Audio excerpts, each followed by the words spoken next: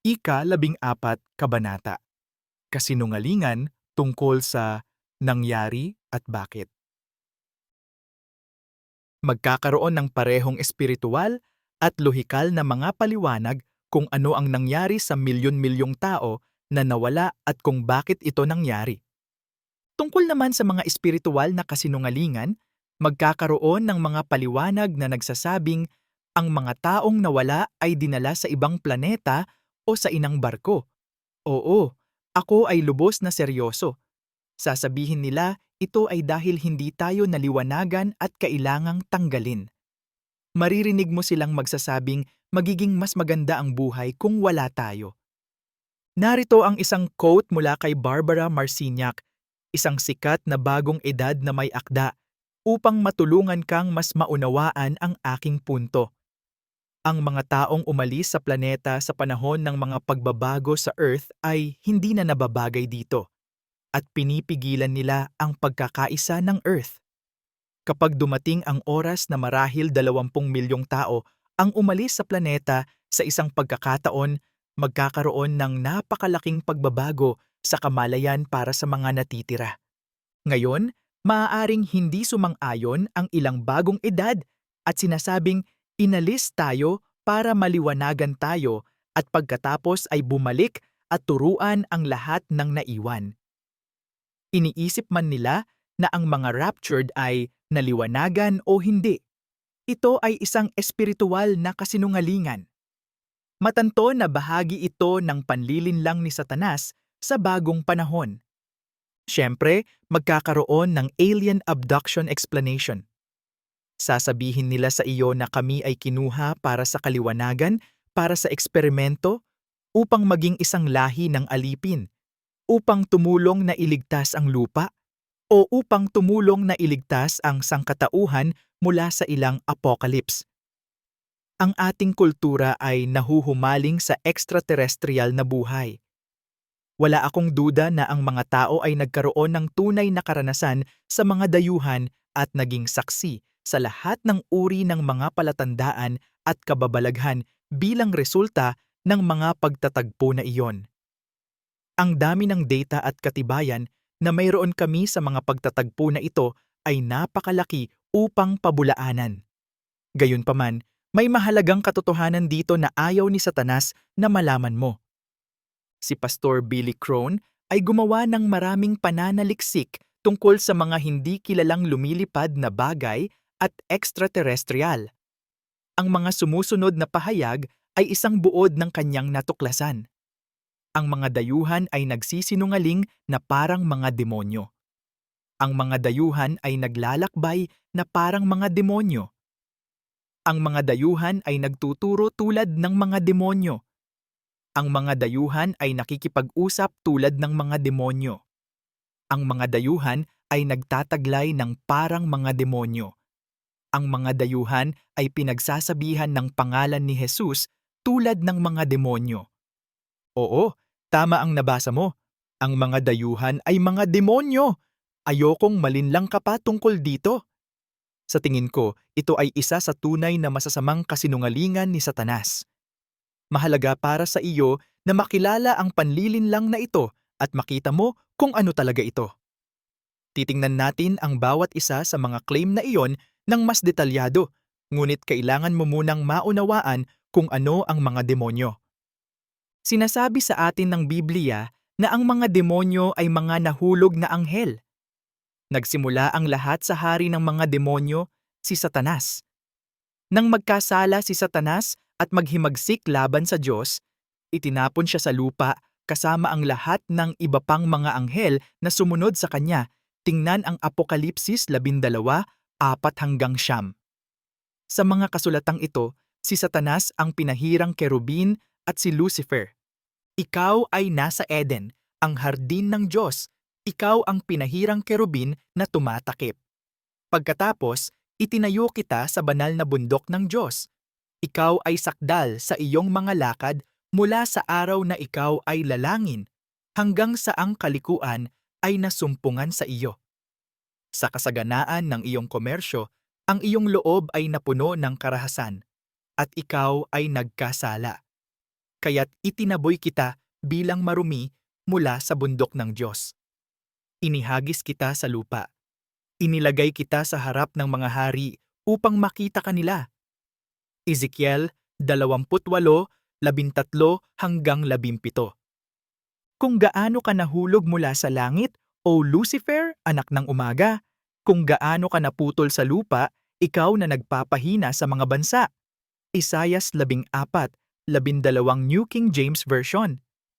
Nang ang mga disipulo ni Jesus ay namangha na nakapagpapalaya sila ng mga demonyo sa kanyang pangalan, sinabi ni Jesus sa kanila na nasaksihan niya si Satanas na bumababa mula sa langit.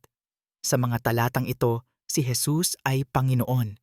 Ang 70 ay bumalik na may galak na nagsasabi, "Panginoon, maging ang mga demonyo ay nagpapasakop sa amin sa iyong pangalan." Sinabi niya sa kanila, "Nakita ko si Satanas na nahulog na parang kidlat mula sa langit." Lucas 10:17-18. Kahit na ang mga nahulog na anghel ay naninirahan ngayon sa lupa, mayroon pa rin silang daan upang makipag-usap sa Diyos sa langit. Sa katunayan, kailangan nilang kumuha ng pahintulot ng Diyos na makipag-ugnayan sa ating mga tao. Tingnan ang pag-uusap na ito ng Diyos at ni Satanas tungkol kay Job. Ang mga anak ng Diyos ay tumutukoy sa mga anghel. Ngayon, sa araw na ang mga anak ng Diyos ay dumating upang ipakita ang kanilang sarili sa harap ni Yahweh, si Satanas ay dumating din sa gitna nila. Sinabi ng Panginoon kay Satanas, "Saan ka nang galing?" Nang magkagayoy sumagot si Satanas sa Panginoon at nagsabi, "Mula sa parot parito sa lupa at sa paglalakad pataas at pababa doon." Sinabi ng Panginoon kay Satanas, "Napag-isipan mo ba ang aking lingkod na si Job? Sapagkat walang gaya niya sa lupa, isang taong walang kapintasan at matuwid na may takot sa Diyos at humihiwalay sa kasamaan." Nang magkagayoy sumagot si Satanas sa Panginoon at nagsabi, "Natatakot ba si Job sa Diyos ng walang bayad? Hindi ba kayo gumawa ng bakod sa palibot niya at sa palibot ng kanyang bahay at sa palibot ng lahat ng mayroon siya sa bawat panig? Iyong pinagpala ang gawa ng kaniyang mga kamay at ang kaniyang pag-aari ay dumami sa lupain. Ngunit iunat mo ngayon ang iyong kamay at hipuin mo ang lahat ng kaniyang tinatangkilik at itatakwil ka niya sa iyong mukha." Sinabi ng Panginoon kay Satanas, "Narito, lahat ng nasa kaniya ay nasa iyong kapangyarihan. Tanging sa kanyang sarili huwag iunat ang iyong kamay." Job 1:6-12. Si Satanas ay tunay na totoo tulad ng kanyang hukbo ng mga nahulog na anghel.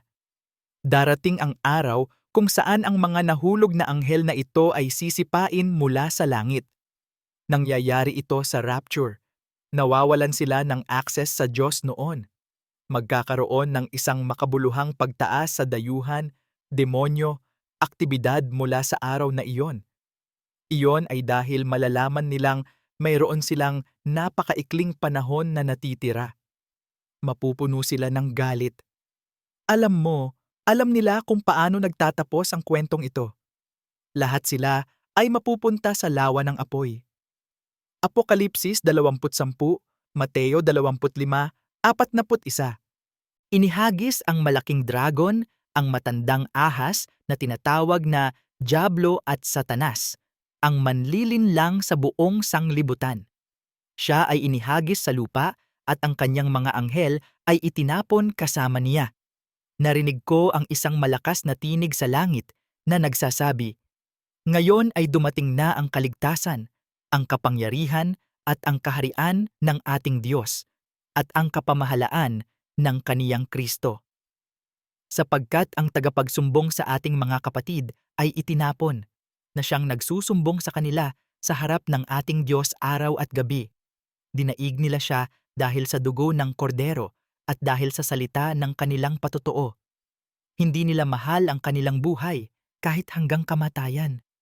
Kaya't magalak, mga langit, at kayong naninirahan doon sa aba ng lupa at ng dagat, sapagkat ang dyablo ay bumaba sa inyo na may malaking puot, palibhasay na lalamang kaunti na lamang ang kaniyang panahon." Apokalipsis 12:9-12. Ngayong naiintindihan mo na kung sino ang mga demonyo, isaalang-alang natin ang bawat isa sa mga puntong iyon tungkol sa pagiging parang mga demonyo ng mga dayuhan. Ang mga dayuhan ay nagsisinungaling na parang mga demonyo.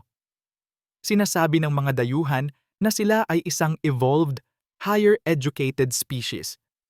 Ito ang kasinungalingan ng ebolusyon. Alam nating kasinungalingan iyon dahil nilikha ng Diyos ang lahat para sa isang natatanging layunin. Hindi ka aksidente ng ebolusyon. Hindi ka nag-evolve mula sa space sludge. Nilikha ka sa mismong larawan ng Diyos para sa kanyang kaluwalhatian. Sino ang sinasabi ng Diyos na nilinlang tayo sa pamamagitan ng kasinungalingan? Siya mismo ang ama ng kasinungalingan, si Satanas. Palagi siyang gumagala na naghahanap ng taong madaya niya. Sa mga talatang ito, si Satanas ang dyablo. Kayo ay sa inyong ama, ang dyablo, at ibig ninyong gawin ang mga nasa ng inyong ama.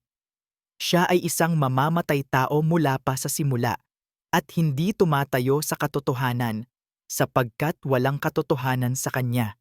Kapag nagsasalita siya ng kasinungalingan, nagsasalita siya sa kanyang sarili, sapagkat siya ay isang sinungaling at ang ama ng kasinungalingan. Juan 8:44. Maging matino at magpipigil sa sarili, maging maingat. Ang inyong kalaban, ang dyablo, ay gumagala tulad ng isang leyong umuungal na naghahanap ng kanyang masisila. Unang Pedro 5:8. Ang mga dayuhan ay naglalakbay na parang mga demonyo. Sinusubukan ng mga dayuhan na ipalagay sa amin na sila ay isang advanced na species dahil sa kung paano sila naglalakbay.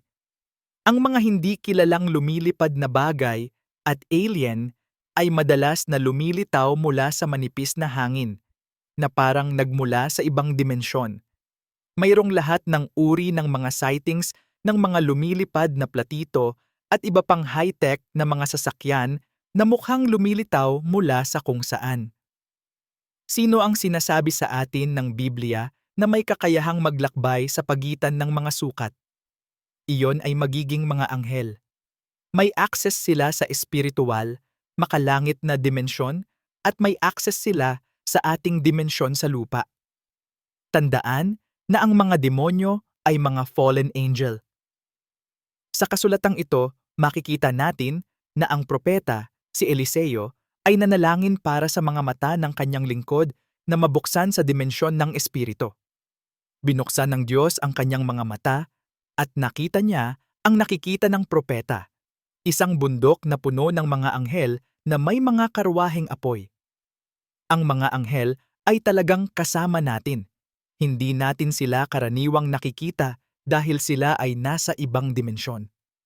Nang ang lingkod ng lalaki ng Diyos ay bumangong maaga at lumabas, narito, isang hukbo na may mga kabayo at mga karo ay nasa palibot ng bayan. Sinabi ng kaniyang lingkod sa kanya, "Sa aba, aking Panginoon, ano ang gagawin natin?" Sumagot siya, "Huwag kang matakot, sapagkat ang mga kasama natin ay higit pa kaysa sa mga kasama nila." Si Eliseo ay nanalangin at nagsabi, "Panginoon, isinasamo ko sa iyo na idilat mo ang kaniyang mga mata upang siya'y makakita." Binuksan ni Yahweh ang mga mata ng binata at nakita niya, at narito, ang bundok ay puno ng mga kabayo at mga karo ng apoy sa palibot ni Eliseo. Ikalawang Hari 6:15-17. Ang mga dayuhan ay nagtuturo tulad ng mga demonyo at nagpo-promote ng kontrabiblikal bagong edad espiritualidad. Ito ang ilang bagay na itinuturo ng mga demonyong nagbabalat kayo. Ang mga tao ay maliliit na Diyos. Ang mga tao ay kailangang sumamba sa lupa. Si Jesus ay isang dayuhan. Ang kasalanan ay hindi umiiral, kaya ang mga tao ay hindi kailangang maligtas. Si Jesus ay talagang nagsasabi na ang mga tao ay maaaring maging mga Kristo. Kailangang magkaisa ang mga tao sa iisang pamahalaang pandaigdig, at ang Lucifer na alam mong dyablo ay talagang bayaning magliligtas sa iyo? Isang pinag-isang gobyerno? Ha? Iyan mismo ang itatakda ng Antikristo pagkatapos ng rapture. Tandaan kung sino ang naninirahan sa loob ng Antikristo. Ito ay si Satanas. Tapat ka bang naniniwala na ang isang evolved species ay maglalakbay sa buong kalawakan upang ituro ang kalokohan at basurang ito na si Jesus? Iisipin mong magtuturo sila sa amin ng isang bagay na kapaki-pakinabang upang malutas ang isang pandaigdigang problema tulad ng isang lunas para sa isang sakit. Sino ang tinatawag ng Biblia na nagtuturo ng lahat ng uri ng kasamaan sa mga tao? Muli, si Satanas at ang mga nahulog na anghel. Ngayon ay malinaw na sinasabi sa atin ng banal na espiritu na sa mga huling panahon ay tatalikod ang ilan sa tunay na pananampalataya. Susundan nila ang mga mapanlinlang na espiritu at mga aral na nagmumula sa mga demonyo. Unang Timoteo 4, isa bagong buhay na salin. Ako'y namamangha na napakabilis ninyong tinatalikuran ang tumawag sa inyo sa biyaya ni Kristo sa ibang mabuting balita, ngunit wala ng ibang mabuting balita. May ilan lamang na bumabagabag sa iyo at nais na baluktutin ang mabuting balita ni Kristo. Ngunit kahit na kami o isang anghel mula sa langit ay mangaral sa inyo ng anumang mabuting balita maliban sa aming ipinangaral sa inyo, sumpain siya. Galatia 1:6-8. Ang mga dayuhan ay nakikipag-usap sa atin tulad ng ginagawa ng mga demonyo. Gusto ng mga dayuhan ay ang mga tao sa isang binagong estado ng kamalayan upang makipag-usap sa kanila. Parang pamilyar yun. Iyan ang itinuturo ng bagong edad espiritualidad sa transcendental meditation, channeling, at psychic readings. Direktang ipinagbabawal ng salita ng Diyos ang mga ganitong uri ng gawain at pakikipag-ugnayan sa kaharian ng mga espiritu. Alam ng Diyos kung gagawin mo ang mga bagay na iyong makikipag-usap ka sa mga demonyo at ayaw niyang malinlang ka. Ngayon bakit gusto ng isang dayuhan na gawin ng mga tao ang isang bagay na direktang ipinagbabawal ng Diyos sa Biblia? Bakit hindi sila maaaring gumamit ng isang high-tech na paraan ng komunikasyon kung sila ay tulad ng isang evolved species? Dahil ang dayuhan na iyon ay isang demonyo na napopuot sa iyo, na gustong magkasala ka at ayaw mong malaman ang katotohanan ng Diyos. Pagka ikaw ay dumating sa lupain na ibinibigay sa iyo ng Panginoon mong Diyos, huwag mong pag-aralan na tularan ang mga kasuklam-suklam ng mga bansang iyon. Hindi masusumpungan sa iyo ang sinumang nagpaparaan sa kanyang anak na lalaki o babae sa apoy, sinumang gumagamit ng panghuhula, isang manghuhula o isang enkantador o isang mangkukulam o isang anting-anting o sinumang sumasangguni sa isang pamilyar, espiritu o isang wizard o isang necromancer. Sapagkat sinumang gumagawa ng mga bagay na ito ay kasuklam-suklam kay Yahweh. Dahil sa mga karumaldumal na ito, pinalaya sila ni Yahweh na iyong Diyos sa harap mo. Deuteronomio 18:9-12. Ang mga dayuhan ay nagtataglay ng mga tao tulad ng ginagawa ng mga demonyo. Ibinahagi ni Pastor Crone ang isang alien encounter kung saan ang isang lalaki ay sinapian ng isang dayuhan na nakita niya sa kanyang ari-arian. Sinabi ng mga saksi na ang lalaki ay nagsimulang umungol, naghahampas ng kanyang mga braso at ang amoy ng asupre ay naroroon. Hulaan kung sino pa ang nagnanais na angkinin ang mga tao? Ginagawa ng mga demonyo. Si Jesus at ang mga alagad ay nagpalayas pa nga ng mga demonyo sa mga taong inaalihan. Sa unang kasulatan, si Jesus ang nagpalayas ng demonyo. Ang ikalawang kasulatan ay si Jesus ay nagsasalita tungkol sa isang maruming espiritu. Pagsapit ng gabi, dinala nila sa kanya ang maraming inaalihan ng mga demonyo. Pinalayas niya ang mga espiritu sa isang salita at pinagaling ang lahat ng may sakit. Mateo 8:16. Kapag ang isang karumaldumal na espiritu ay lumabas sa isang tao, siya ay nagdaraan sa mga lugar na walang tubig na naghahanap ng kapahingahan at hindi niya ito matatagpuan. At sinabi niya, "Babalik ako sa aking bahay na aking pinanggalingan." At pagbalik niya, nakita niyang walang laman, walis, at inayos. At siya'y yumaon at kumuha ng 7 pang espiritong higit na masasama kaysa sa kanya, at sila'y pumapasok at naninirahan doon. Ang huling kalagayan ng taong iyon ay nagiging mas masahol pa kaysa sa una. Gayon din ang mangyayari sa masamang lahing ito. Mateo 12:43-45. Ang mga taong sinapian ng demonyo sa Biblia ay kumilos din at nagdulot ng pinsala sa kanilang sarili. Ang mga demonyo ay sumusunod kay Satanas na isang mamamatay tao. Gusto kanilang saktan at hulaan kung sino ang amoy asupre. Tama, ginagawa ng mga demonyo. Ang kanilang tirahan ay impyerno, ang lawa ng apoy na amoy asupre. Tingnan ang Apokalipsis 20:10. Sa kasulatang ito, makikita natin ang isang taong may maruming espiritu na lumalapit kay Jesus. Ibig sabihin, sinapian siya ng maruming espiritu. Pagkababa niya sa bangka, kaagad na sinalubong siya ng isang lalaking may karumaldumal na espiritu mula sa mga libingan. Siya ay nanirahan sa mga libingan, wala nang makapaggapos sa kaniya kahit na sa mga tanikala, sapagkat siya ay madalas na ginapos ng mga tanikala at ng mga tanikala, at ang mga tanikala ay pinuputol niya, at ang mga tanikala ay pinagputol-putol. Walang sino man ang nagkaroon ng lakas para paamuin siya.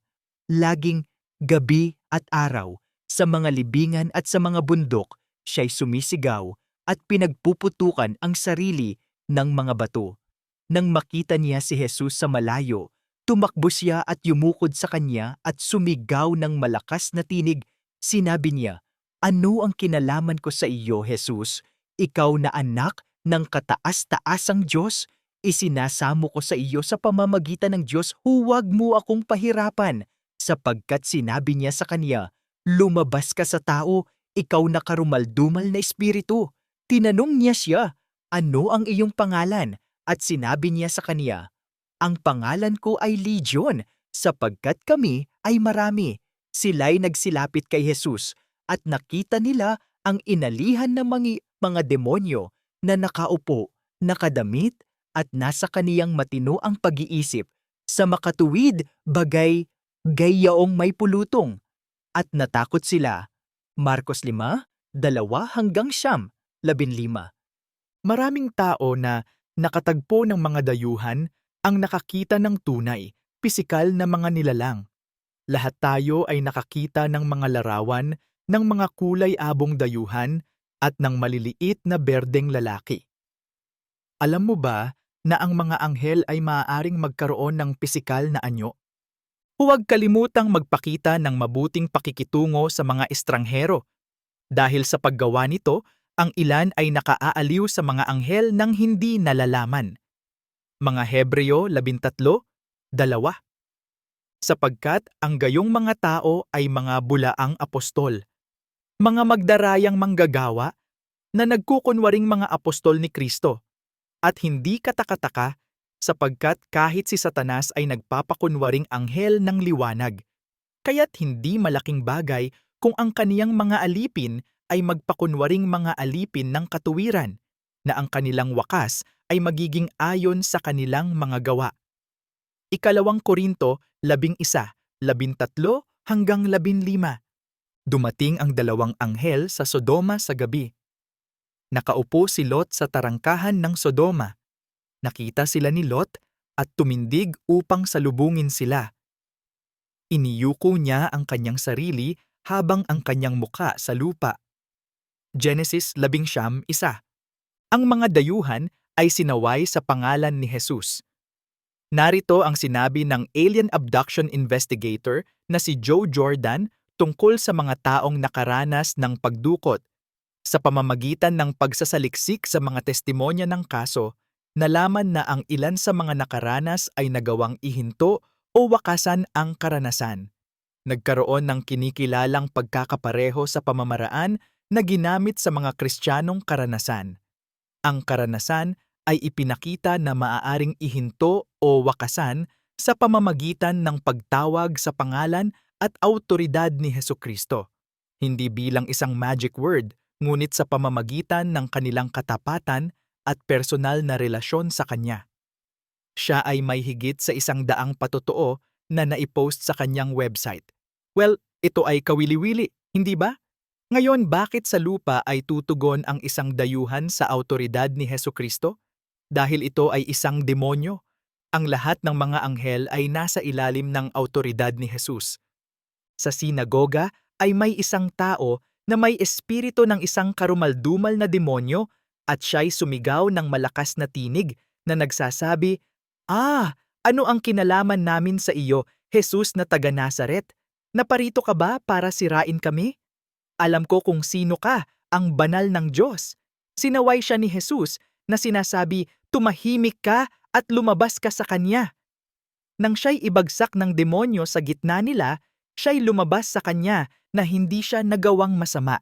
At ang pagkamangha ay dumating sa lahat at sila'y nag-usapang magkakasama na nangagsasabi, ano itong salitang ito? Sapagkat may kapangyarihan at kapangyarihan ay inuutusan niya ang mga maruruming espiritu at sila'y lumalabas. Lukas 4:33 hanggang 36. Habang kami ay pupunta sa panalangin, isang batang babae na may espiritu ng panghuhula ang sumalubong sa amin na nagdala ng maraming pakinabang sa kanyang mga amo sa pamamagitan ng paghula. Kasunod namin ni Pablo, siya ay sumigaw, ang mga taong ito ay mga lingkod ng kataas-taasang Diyos na naghahayag sa atin ng daan ng kaligtasan. Ginagawa niya ito sa loob ng maraming araw. Datapuwat si Pablo, na lubhang nayayamot, ay lumingon at sinabi sa espiritu, iniuutos ko sa iyo sa pangalan ni Hesukristo na lumabas ka sa kanya. Ito ay lumabas sa mismong oras na iyon. Gawa 16, 16 hanggang 18. Si Hesukristo na nasa kanan ng Diyos na umakyat sa langit, ang mga anghel at mga awtoridad at mga kapangyarihan ay pinasakop sa kanya. Unang Pedro 3:21 hanggang 22. Gusto ng mga dayuhan na sambahin sila ng mga tao. Ang mga dayuhan ay may parehong mga layunin kay Satanas, at gusto ni Satanas na maging katulad ng Diyos. Higit sa lahat, ang mga dayuhan na ito ay gustong sambahin. Tamang-tama ang ginawa natin, di ba? Tingnan kung paano natin sila niluwalhati sa ating kultura sa pamamagitan ng mga pelikula at aklat. Alam mo ba kung anong pelikula ang kasalukuyang nasa ika-4 na ranggo sa United States sa lahat ng oras na inflation-adjusted domestic box office? Ito ay E.T., ang extraterrestrial. Lumabas ito sa 1982 at kumita ng halos $1.3 bilyong. Tingnan kung gaano karaming mga huwad na relihiyon ang nilikha natin para sambahin ng mga tao ang mga dayuhan.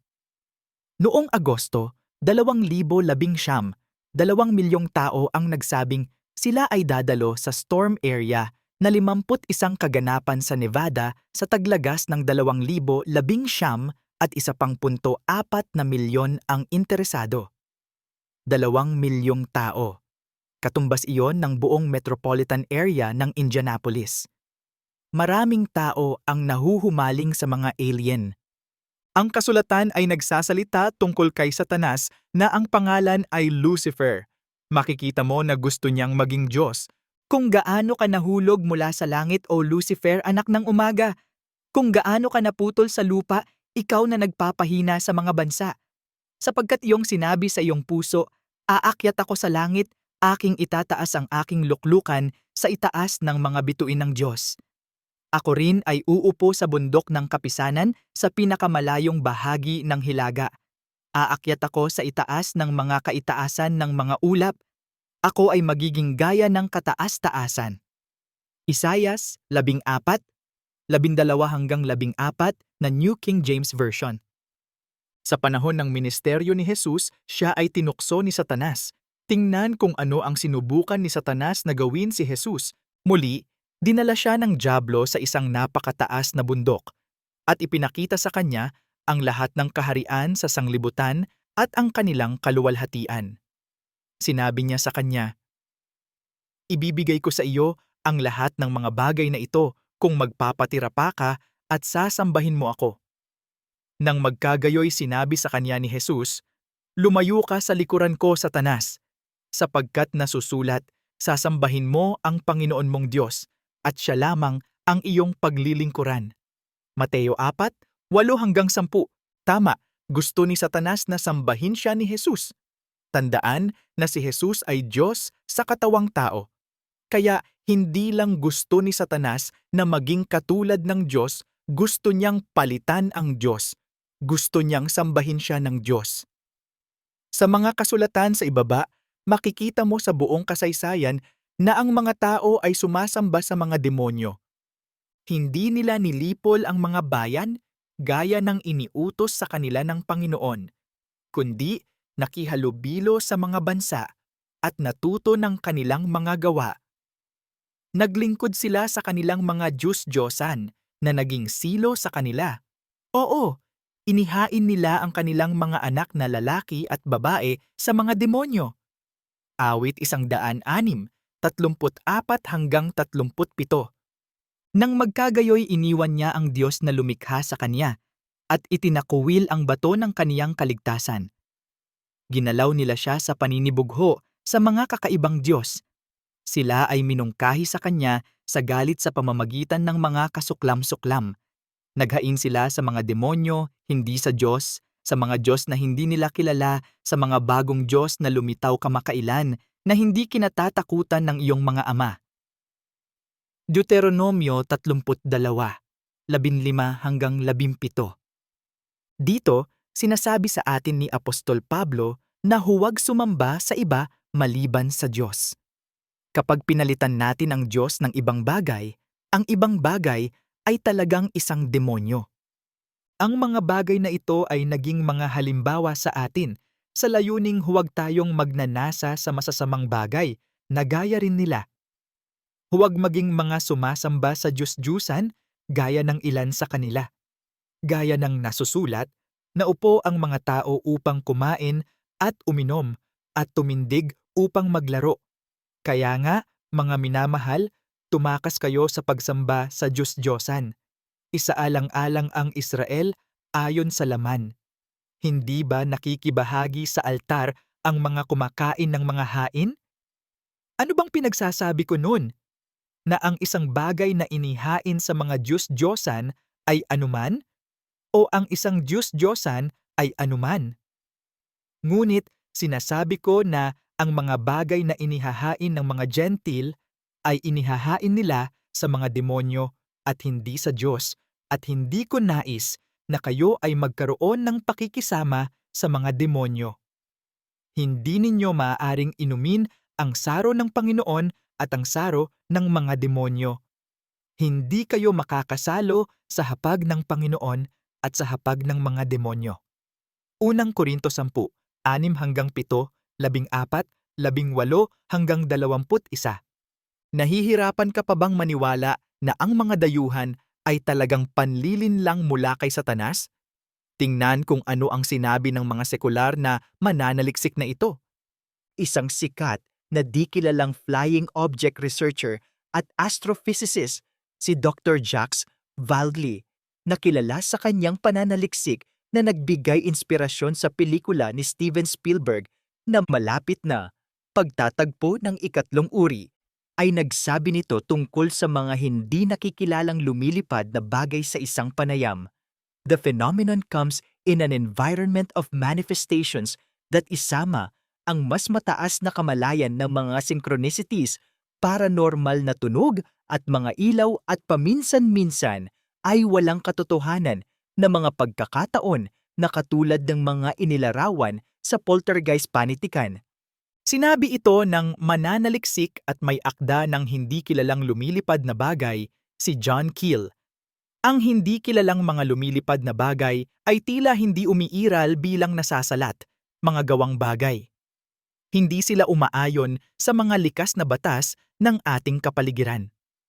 Ang mga ito ay tila walang iba kundi ang mga transmogrification na umaayon sa kanilang mga sarili sa ating mga kakayahan upang maunawaan. Ang libo-libong mga kontak sa mga entity ay nagpapahiwatig na sila ay mga sinungaling at put-on na artista. Ang hindi nakikilalang paglipad na bagay na mga pagpapakita ay tila, sa pangkalahatan, mga maliliit na pagkakaiba-iba lamang ng lumang demonological phenomenon, katulad ng poltergeist. Talaga? Pag-aari ng demonyo iyon. Ang katotohanan na ayaw ni Satanas na malaman mo ay ang mga dayuhan sa katunayan ay mga demonyo. Ang mga demonyo ay mga nahulog na anghel tulad ni Satanas. Pag-isipan ang katotohanang ito ng 1 minuto at unawain ang buong bigat nito. Matagal ka nang nililinlang ni Satanas sa pamamagitan ng pagbabalat kayo bilang isang extraterrestrial. Alam natin na gustong-gusto ni Satanas na magkunwaring anghel ng liwanag. Hindi magiging mahirap para sa kanya ang maging alien. Ginamit ng mga demonyong ito ang matandang panlilinlang ng mga lobo sa pananamit ng tupa para linlangin ka. Sapagkat ang gayong mga tao ay mga bulaang apostol, mga magdarayang manggagawa na nagkukunwaring mga apostol ni Kristo. At hindi katakataka sapagkat kahit si Satanas ay nagpapakunwaring anghel ng liwanag. 2 Korinto 11:13-14. Mag-ingat sa mga bulaang propeta na lumalapit sa inyo na nakadamit tupa, ngunit sa loob ay mga manunukob na lobo. Sa kanilang mga bunga ay makikilala ninyo sila. Namumulot ka ba ng mga ubas mula sa mga tinik o ng mga igos mula sa mga dawag? Gayon din naman, bawat mabuting puno ay nagbubunga ng mabuti, ngunit ang masamang puno ay nagbubunga ng masama.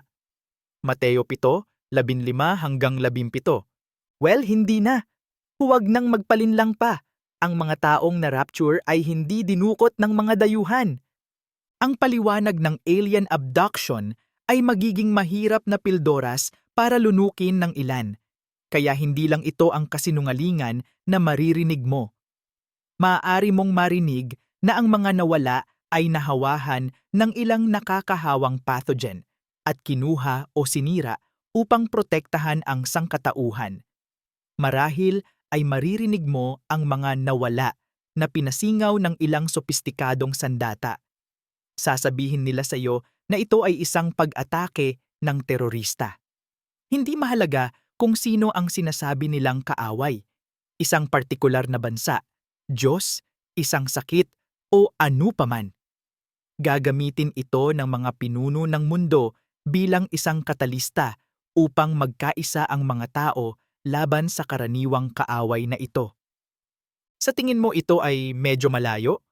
Naaalala mo ba ang eksena sa pelikulang Captain America: Winter Soldier kung saan ang mga carrier ng helicopter ay nilagyan ng mga advanced na baril na maaaring agad na pumatay ng milyon-milyong tao?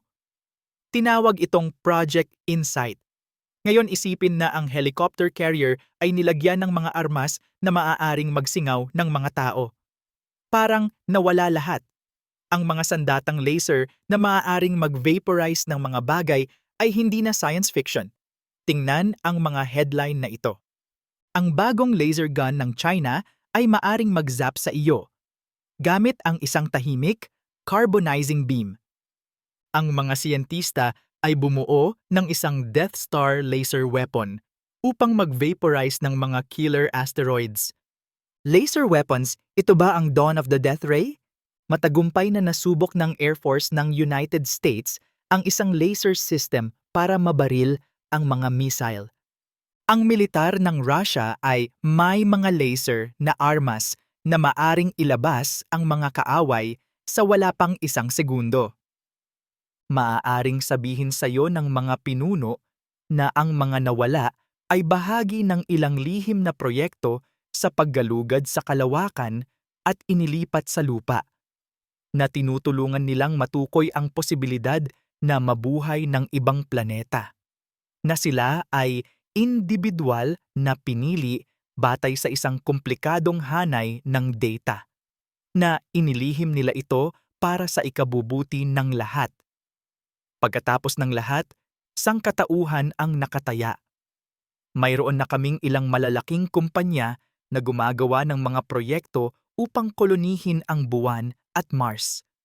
Ito ang ilang kamakailang mga headline na nagpapakita kung paanong ang kasinungalingang ito tungkol sa nangyari sa mga raptured na tao ay hindi magiging napakahirap paniwalaan ng mga taong naiwan. Sinabi ni Stephen Hawking na ang mga tao ay may 100 taon upang lumipat sa ibang planeta. Iniisip ni Jeff Bezos na kailangan nating bumuo ng mga industrial zone sa kalawakan upang mailigtas ang Earth. Kilalanin ang mga taong may planong kolonisasyon sa Mars sa loob ng 2032. Ang kolonisasyon sa buwan ay maaaring maging susi upang mailigtas ang lupa, sabi ni Jeff Bezos. Sinabi ni Elon Musk ng SpaceX na maaari niyang maglagay ng tao sa Mars sa 4 na taon. Elon Musk, dapat natin kolonisasyon ang Mars para mapangalagaan ang ating mga species sa isang ikatlong digmaang pandaigdig. Ang mga siyentipiko ay nag-teleport pa lamang ng isang photon mula sa lupa patungo sa orbit sa unang pagkakataon. Beam me up, Scotty, mga mananaliksik teleport particle of light 6 na kilometro. Makakarinig ka rin ng mga kasinungalingan na parang kalokohan. Sasabihin ng ilan na mayroong isang sopistikadong computer artificial intelligence o isang high-tech na lahi ng dayuhan na kumokontrol sa iyong realidad. Na nakatira ka sa mundo ng video game na binuo ng computer.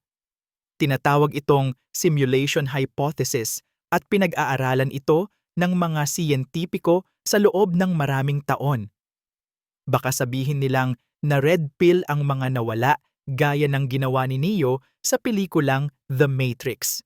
Kung hindi ka pamilyar sa pelikulang iyon, ang pangunahing karakter, si Neo, ay lumunok ng pulang tableta na gumising sa kanya mula sa kanyang virtual reality world. Pagkatapos ay natuklasan niya na ang mga high-tech na dayuhan ay may kontrol gamit ang mga tao para sa kapangyarihan at pinapanatili ang mga tao sa isang simulate na katotohanan na tinatawag na Matrix.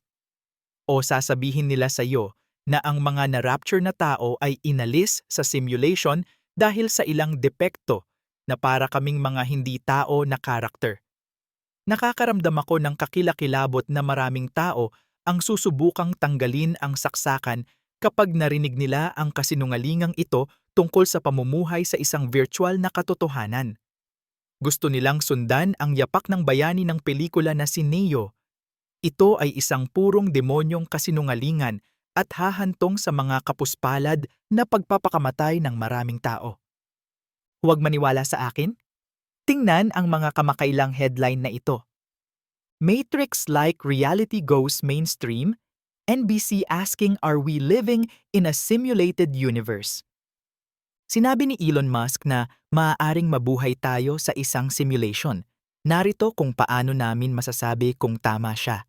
Nakatira ba tayo sa isang computer simulation? Hindi ko alam. Malamang. Ang simulation hypothesis ng Massachusetts Institute of Technology scientist ay gumagawa ng mapanghikayat na kaso para sa Matrix. Nais palayain ni Comma.ai founder George Hotz ang sangkatauhan mula sa artificial intelligence simulation. Makakakuha ka ng ilang kislap ng katotohanan kapag narinig mong sinabi sa iyo ng maraming pinuno na ginawa ito ng Diyos. Ang kasinungalingang ibubuga nila ay galit ang Diyos sa sangkatauhan dahil ginulo natin ang planeta. Kinailangan niyang tanggalin ang ilang tao para maayos ng naiwan ang planeta at umunlad. Maaari pa nga nilang sabihin na inalis ng Diyos ang mga taong hindi naliwanagan sa espiritual at pinipigilan ang kapayapaan sa daigdig. Maririnig mo rin silang sabihin na Ginawa ito ng Diyos dahil mahal niya ang mga naiwan. Mayroong dalawang pangunahing katotohanan sa kasinungalingang ito. Oo, ginawa ito ng Diyos. At oo, mahal ka ng Diyos. Narito ang ilang mga headline na nagpapakita kung paano lumalaganap ang mga kasinungalingang ito ngayon. Ang populasyon ng mundo ay lumalapit na sa 8 bilyon. Hindi iyan magandang balita. Ang gastos ng overpopulation sa buong mundo. David Attenborough, The Planet Can't Cope with Overpopulation. Tingnan ang nakakapangilabot na epekto ng tao sa karagatan ng mundo. Ang mga tao ay nakikialam sa klima sa libu-libong taon. Ang pinakamalaking banta sa daigdig ay nasa tao. Nagsisimula na itong magmukhang hindi na tayo ililigtas ng Diyos mula sa global warming. Walang laman ang kalahati ng mundo ng mga tao nito. Ito ang tanging paraan upang iligtas ang planeta. Kailangan mong malaman na kontrolado ng Diyos ang planeta. Alam niya kung ano ang nangyayari at kung bakit dahil siya ang gumagawa nito. Huwag maniwala sa kasinungalingan na walang kontrol ang Diyos sa kanyang nilikha. Sa simula, nilikha ng Diyos ang langit at ang lupa. Genesis 1:1. Ginawa ng Diyos ang lupa sa pamamagitan ng kanyang kapangyarihan. Itinatag niya ang mundo sa pamamagitan ng kanyang karunungan, at sa pamamagitan ng kanyang pag-unawa ay iniunat niya ang langit. Kapag binibigkas niya ang kaniyang tinig, umaatungal ang tubig sa langit, at pinaitaas niya ang mga singaw mula sa mga dulo ng lupa. Gumagawa siya ng mga kidlat para sa ulan, at naglalabas ng hangin mula sa kaniyang mga yaman. Jeremias 10:12-13. Si Yahweh ay may daan sa ipo-ipo at sa bagyo, at ang mga ulap ay alabok ng kanyang mga paa. Kaniyang sinasaway ang dagat at tinutuyo ang lahat ng mga ilog. Ang mga bundok ay nayayanig sa harap niya, at ang mga burol ay natutunaw. Ang lupa ay nanginginig sa kaniyang harapan. Oo, ang sanglibutan, at ang lahat na tumatahan doon. Nahum 1:3-5. I'm sure mas marami pang kasinungalingan ang maririnig mo kaysa sa na-expose ko dito. Umaasa ako na makakatulong ito sa iyong pagtatanong kung ano ang sinabi sa iyo. Suriin ang lahat laban sa salita ng Diyos. Ang hindi mo maririnig sa mga pinuno at balita na sinasabi sa iyo ay kung ano ang sinasabi ng salita ng Diyos na nangyari. Ang mga naniniwala na si Jesus ay namatay para sa kanilang mga kasalanan ay dinala sa langit sa pagdagit.